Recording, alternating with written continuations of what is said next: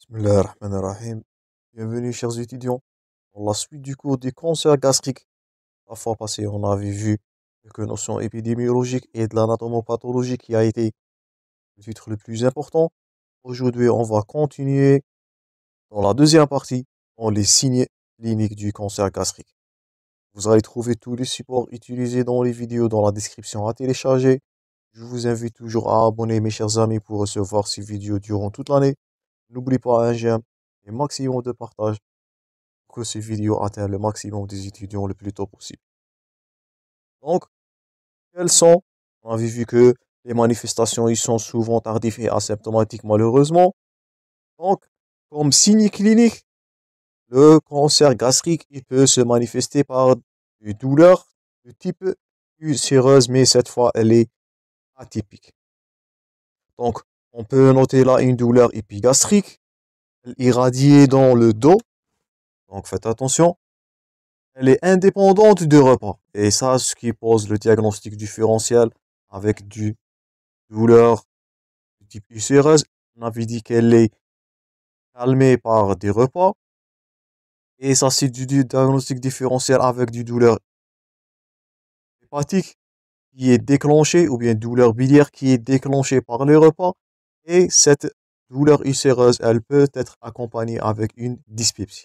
Donc, premier symptôme dans le cancer gastrique, c'est la douleur atypique ulcéreuse.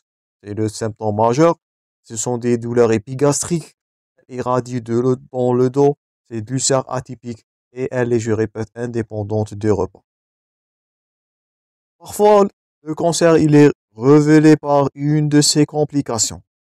Donc, les vomissements, ils sont évocateurs du sténose pylorique. Malheureusement, parfois, le cancer gastrique, il est révélé tardivement par une complication. Et parmi les complications, c'est la sténose pylorique. Elle va donner les vomissements qui sont très évocateurs. D'autres complications qui sont graves, malheureusement, c'est de l'hémorragie digestive. Ils sont rarement sous forme d'hématémèse ou d'héméléna. Mais le plus souvent, sous la forme hémorragique qui est distillante avec une anémie microcytaire. Donc, premièrement, le cancer gastrique peut se manifester par des douleurs ulcéreuses atypiques, une complication soit du sténose, soit de l'hémorragie digestive, parfois de l'anémie microcytaire par la perte de fer. On va aborder ça en détail dans le module d'hématologie. Et bien sûr, l'atteinte de l'état général, malheureusement, c'est de l'asthénie, l'anémie, l'anorexie et un amaigrissement, surtout s'il est supérieur à 15% du poids corporel. Vous allez voir ça dans la notion dans tous les cancers. Et du syndrome paranéoplasique. Donc ça, c'est du syndrome néoplasique. On peut utiliser le terme. Un syndrome paranéoplasique, c'est la fièvre et des phlébites. Donc, vous voyez là, on avait dit précédemment dans les cancers gastriques que la symptomatologie, elle est tardive, elle n'est pas fluctuante. Et ça, ce qui donne le diagnostic, malheureusement, qui est tardif et qui donne le mauvais pronostic de ce cancer-là. Je vous invite à consulter la première partie. On a abordé ça avec détail. Donc, ça, c'est premièrement. Deuxièmement, qu'est-ce que vous allez chercher dans votre examen clinique? Et donc, l'examen clinique, je répète, il est souvent normal. Mais vous pouvez rechercher et vous pouvez déceler une masse épigastrique. Donc, premier signe évocateur de cancer gastrique. Premièrement, je vous invite à les noter. Il peut s'agir là des questions d'examen. Vous pouvez noter une masse épigastrique. Donc, elle est évocateur d'un cancer gastrique. Deuxièmement, la notion d'hépatomégalie. Donc, une masse gastrique avec une notion d'hépatomégalie, comme vous voyez dans l'illustration à gauche, ils sont très évocateurs d'un cancer gastrique. Troisièmement, et ça vous devez retenir par cœur, c'est la notion du ganglion de Troisi.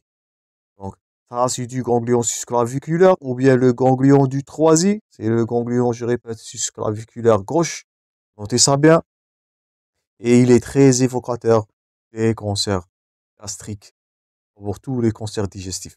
Donc, vous pouvez rechercher une masse épigastrique, des hépatomégalies, et j'insiste sur le ganglion de Troisi. Donc, si vous trouvez le ganglion de Troisier là, il peut s'agir d'un cancer digestif. Le plus fréquemment, malheureusement, et le cancer là, qui est du type gastrique. Le toucher rectal, vous pouvez trouver des mélénas en cas de carcinose. Et bien sûr, chez la femme, du toucher vaginal pour rechercher. On avait dit qu'il existe des métastases ovariennes. C'était la tumeur de Zuckerberg. Je vous invite toujours à traiter les cours par enchaînement. Donc, parmi les complications, on avait dit précédemment que c'était les métastases qui sont souvent ovariennes. On avait vu la notion du cancer de Zuckerberg. Donc, comme signe clinique à rechercher, une masse épigastrique, l'hépatomégalie. Faites attention aux ganglions de Troisier, qui est illustré l'illustration à gauche, le toucher rectal et le toucher vaginal pour rechercher des métastases. Surtout chez la femme, c'était la tumeur de Zuckerberg. Donc, si on résume, si la tumeur est au niveau du cardia, ce qui est 10% des cas, donc on va noter une dyspepsie, des régurgitations et un amaigrissement. Donc ça, c'est du premier cas. Si la tumeur, elle se situe au niveau du cardia. Donc, c'est 10% des cas. Deuxièmement, lorsqu'elle est au niveau phendique ou bien du fundus, on avait dit que les tumeurs, ils sont souvent de niveau antral, antropylorique. J'espère que vous avez souvenu cette notion. Donc, si deuxièmement, elle se situe au niveau fundus, donc là, vous allez voir la notion de l'ulcère ou bien de douleur ulcéreuse, la masse palpable avec de l'amaigrissement qui est associé à un syndrome néoplasique. Et troisièmement, au niveau de l'antre, qui est partie qui est fréquemment répandue au niveau des cancers gastriques, au niveau de l'antre, avec un pourcentage de 55%, vous allez trouver des vomissements, des douleurs ulcéreuses avec de la notion d'amaigrissement. Donc la symptomatologie, elle n'est pas totalement riche. Donc faites attention aux signes évocateurs, je répète, surtout du ganglion du Troisier, de l'hépatomégalie et une masse épigastrique qui est palpable. Tout ça sont évocateurs malheureusement du cancer gastrique.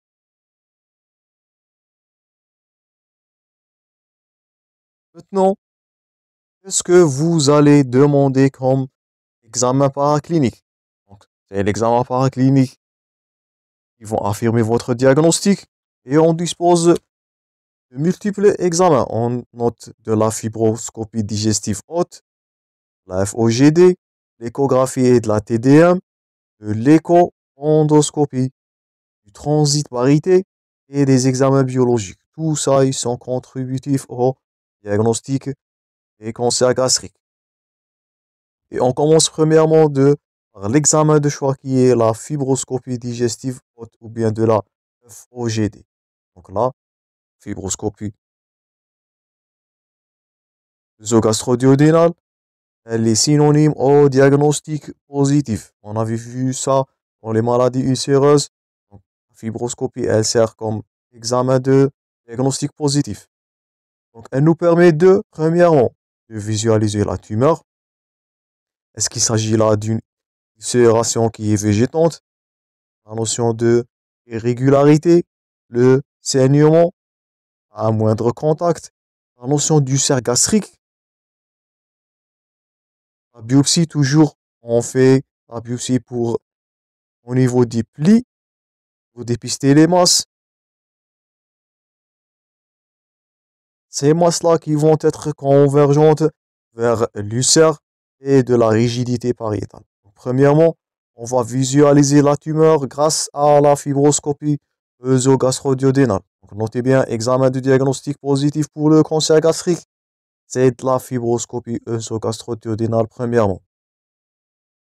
Deuxièmement, la FOGD nous permet aussi de préciser le siège, le volume du tumeur.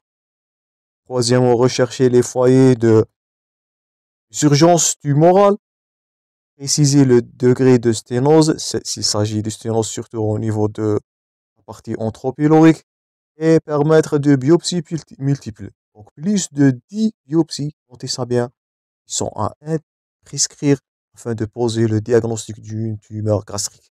Donc, on utilise multiples biopsies. Pourquoi? La biopsie, on va biopsier, on va prendre un simple, bien un petit morceau de la muqueuse.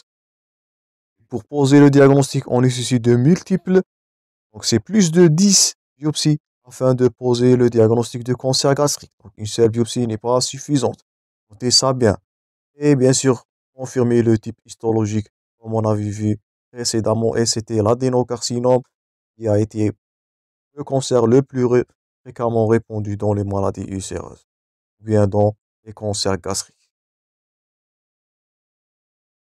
Donc la fibroscopie est l'examen qui nous permet de visualiser, préciser le siège, préciser le degré de sténose, rechercher les foyers, faire des biopsies, je répète, plus de 10 pour poser le diagnostic et confirmer le type histologique du cancer. Donc là, on voit quelques exemples sur cancer gastrique qui sont ulcérés. Donc ça, c'est de la fibroscopie, c'est l'examen diagnostique, notez-le bien.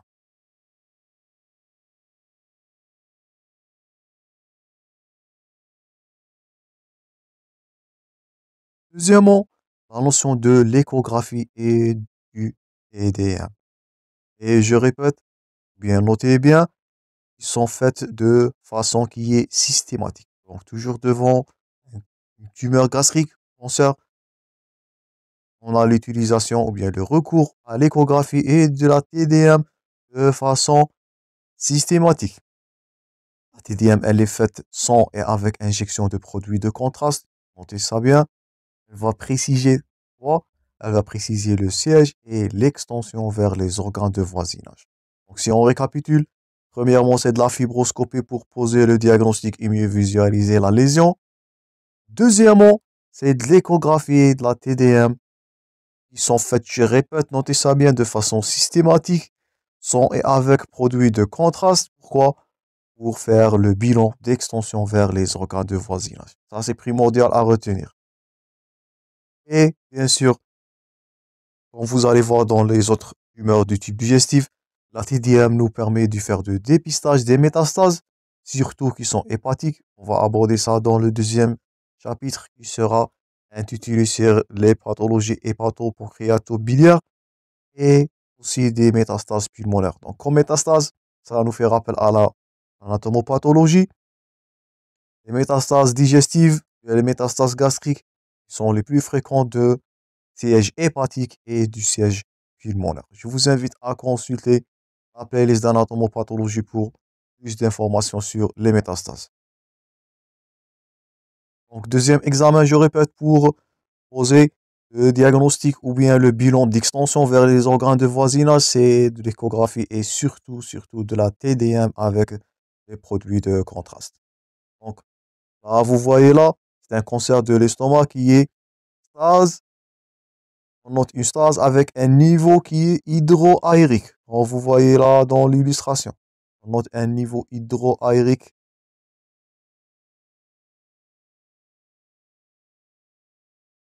Et là aussi, c'est de la TDM comme bilan d'extension vers, je répète, vers les organes de voisinage. Donc, deuxième examen, c'est de la TDM couplée avec de l'échographie. Troisième examen clinique, c'est de l'écho-endoscopie, qui est illustré à gauche. Donc, c'est le seul examen, notez ça bien, donc l'endo, ou bien l'écho-endoscopie, c'est le seul examen qui visualise les différentes couches de la paroi gastrique. Donc, si on vous pose la question, quel est l'examen pour visualiser ou bien différencier les différentes couches de la paroi gastrique, là, c'est le rôle de l'écho-endoscopie. Donc, il nous permet de différencier les types de tumeurs qui sont superficielles des tumeurs invasives. Donc, je répète, l'examen de choix pour faire la différence, je répète, entre les tumeurs superficielles et les tumeurs invasives de l'estomac, c'est de l'écho-endoscopie. Et elle est indispensable pour la lignite et les lymphomes. Je vous invite à consulter la première partie où on avait parlé de plusieurs types. La lignite, elle a été trouvée dans 5% des cas. Le lymphome aussi. Malheureusement, la lignite, c'était la plus virulente. C'était le cancer le plus méchant, le plus malin, où le taux de survie était le plus faible possible.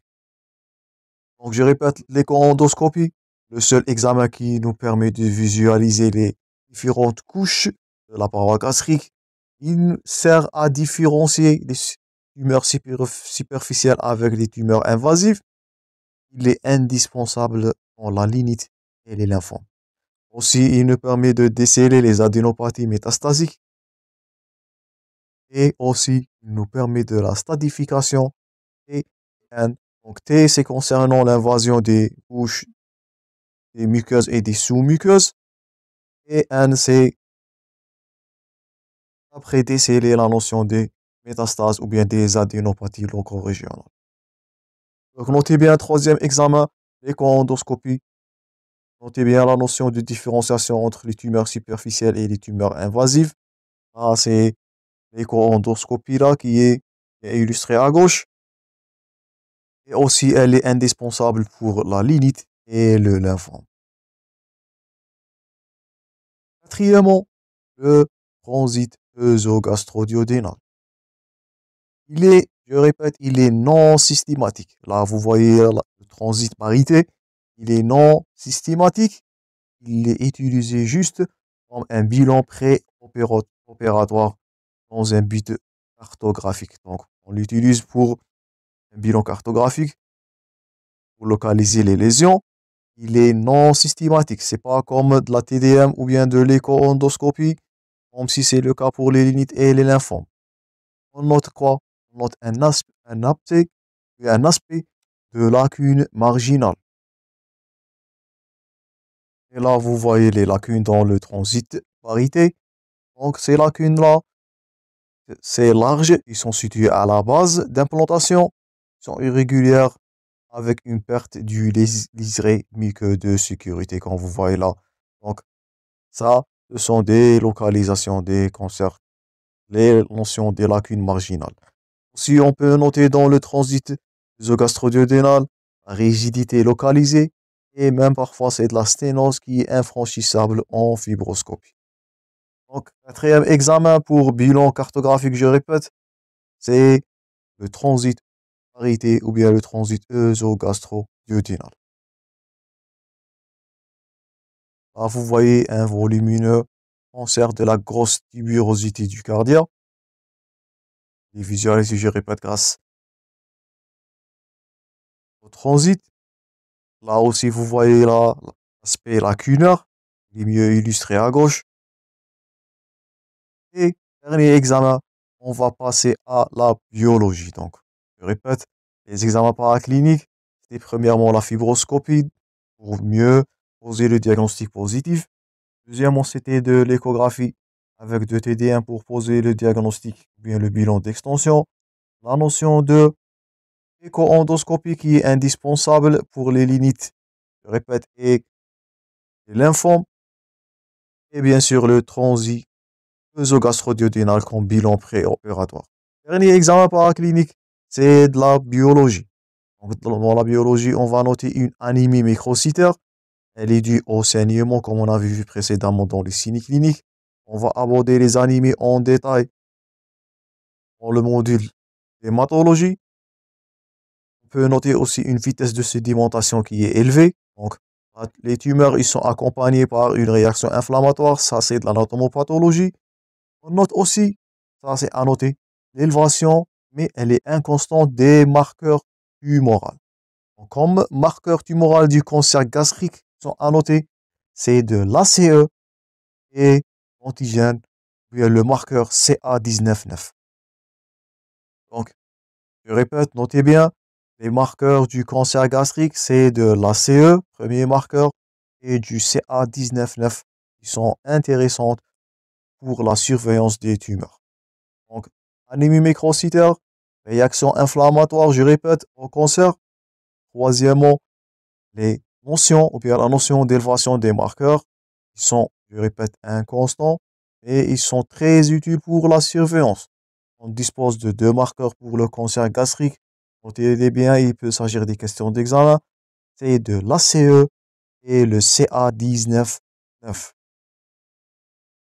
Si on peut noter des perturbations biologiques hépatiques, en cas des métastases hépatiques de type cholestatique, en cas bien sûr de métastases hépatiques.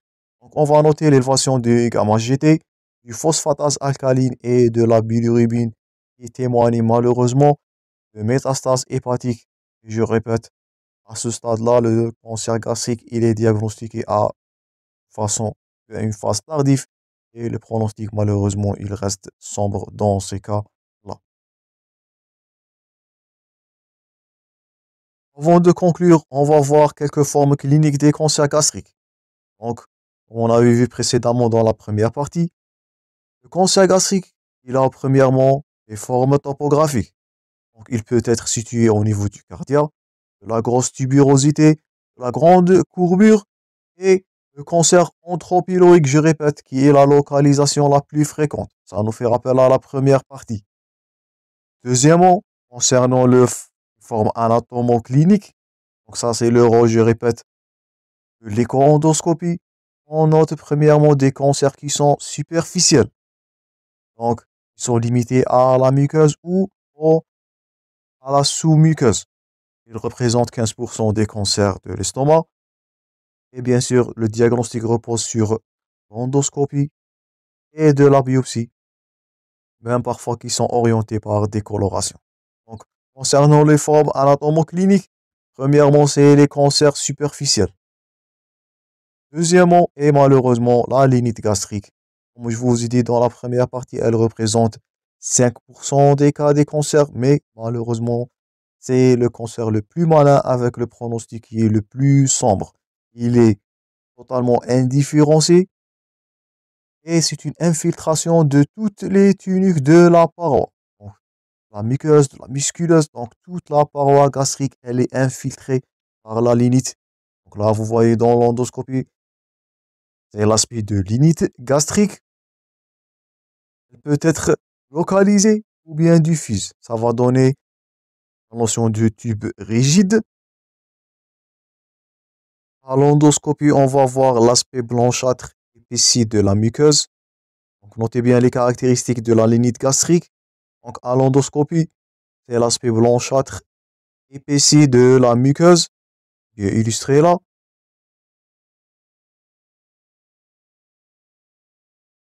À l'écho-endoscopie, on va noter l'épaississement de la paroi au transit œsogastro-duodénal. Donc, c'est le rétrécissement irrégulier de l'estomac, c'est la notion de microgastre. On avait parlé de ça dans la première partie. Et ce que j'insiste sur, c'est en histologie. Donc, là, ça, je vous invite à noter. Donc, on voit dans la lignite des cellules indépendantes en bague achatant. Notez ça bien, il peut s'agir des questions d'examen.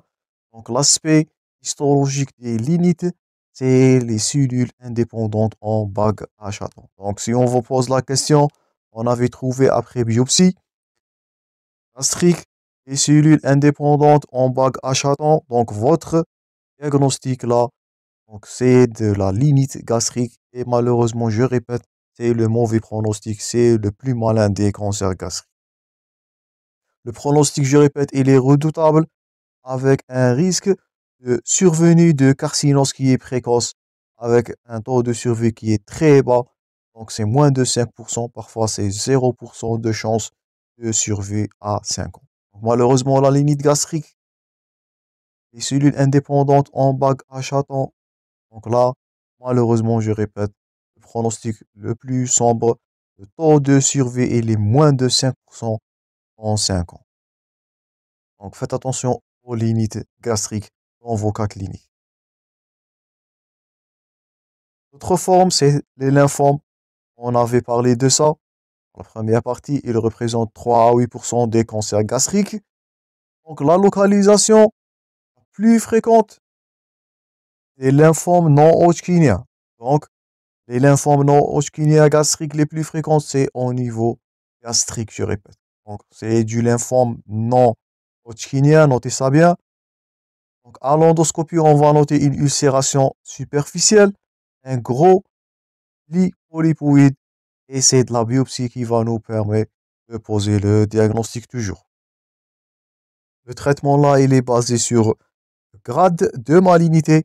Donc, en cas de lymphome de bas grade, donc c'est la chirurgie exérèse avec radiothérapie, chimiothérapie. Si c'est un lymphome de haut grade de malignité, donc c'est l'exérèse chirurgicale qui reste le traitement de choix. Je répète, le traitement, on va voir ça dans la troisième partie. Le traitement des cancers gastriques, il repose sur, notez ça bien, c'est de la chirurgie. Quatrièmement, on avait vu ça comme lésion précancéreuse, c'est la notion du moignon de gastrectomie. Donc, on avait dit que le moignon de gastrectomie, c'était une lésion précancéreuse. Donc là, le traitement, c'est l'inverse. C'est la dégastrogastrectomie. Donc, c'est la fonction ou bien la notion inverse. Donc, c'était la notion de moignon de gastrectomie qui était la lésion précancéreuse. Comme traitement, notez bien, c'est la dégastrogastrectomie. Dernièrement, le bilan pré-thérapeutique. Donc, il est basé sur l'état général du patient, l'extension loco-régionale et des métastases. Tout ça, il est basé sur des notions cliniques, la notion de fixité de tumeur, l'acide, l'hépatomégalie qu'on avait parlé comme signe clinique, comme signe biologique, les marqueurs digestifs, c'est de la CE et du CA199. Et bien sûr, la notion des examens paracliniques, c'est l'échographie, la TDM et l'écho-endoscopie gastrique, surtout dans les lignes, je répète. Elle nous permet de préciser le degré d'envahissement de l'épaisseur de la paroi gastrique et bien sûr de la colonisation ganglionnaire. C'est le T et le N comme on avait vu dans cette partie-là. Donc ça c'est tout pour cette deuxième partie. Je vous rencontrerai pour la troisième partie qui sera intitulée sur le traitement. Je vous remercie pour votre attention mes chers amis. Je vous souhaite le bon courage dans vos préparations et à la prochaine.